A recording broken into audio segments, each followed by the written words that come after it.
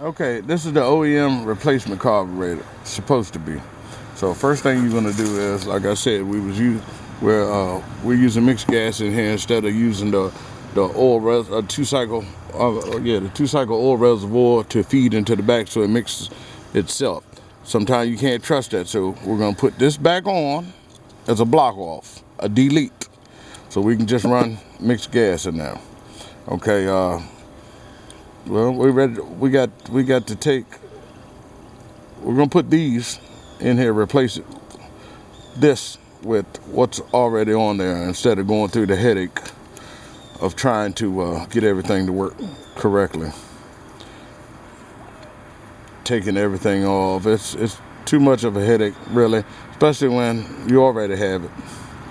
So we're gonna take it off.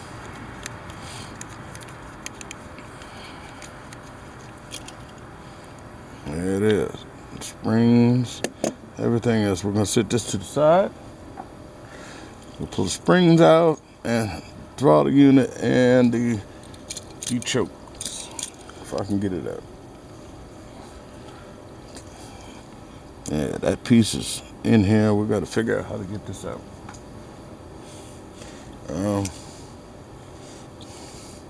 Let's go to smaller side screwdriver, see if we can't free it up.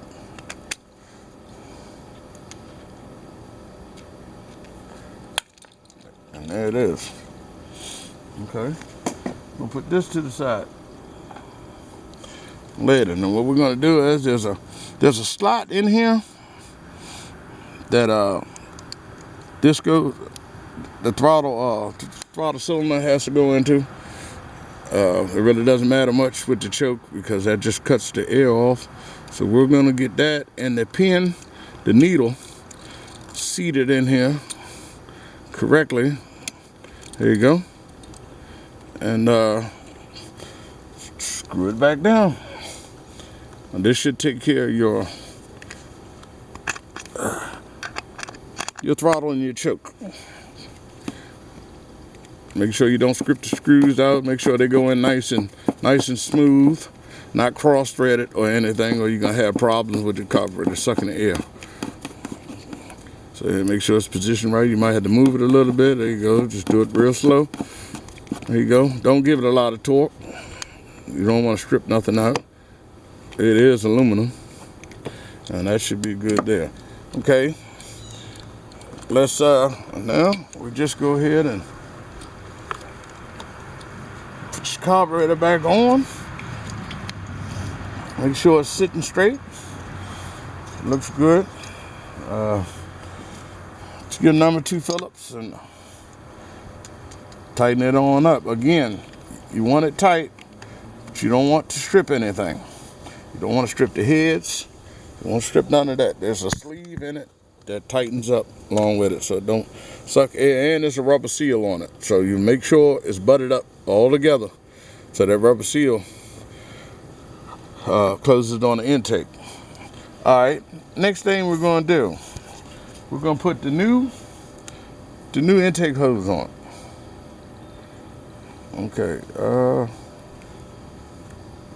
they look about the same to me. Okay, I'm going to flip this around because I like to be able to get to the Phillips heads from in front of me. Okay, it takes a little bit of work. Get it on there. Hold on. Let's get your clamps out of the way. Okay. A little bit of finesse. A little bit of finesse. Make sure it's on properly. You really want to finagle it. Make sure everything is straight and it's on there so it's not sucking up dirt. You don't want no dirt in the carburetor like the last one got in it.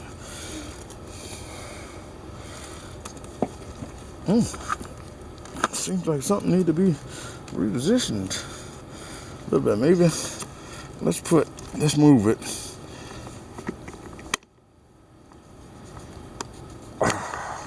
let's maybe we'll flip it around. Let's put it in the carburetor first. Okay, let's make sure it goes on the carburetor first. See what happens. Seems like to me it's just a little different than it should be.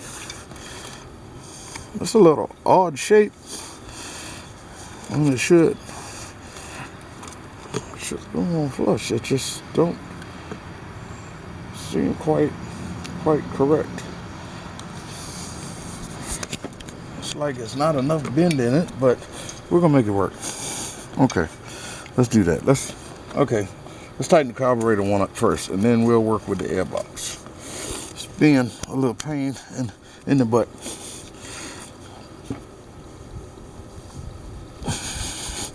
Being a pain in the butt. As long as I get it to seal up around that carburetor. Okay, it's close.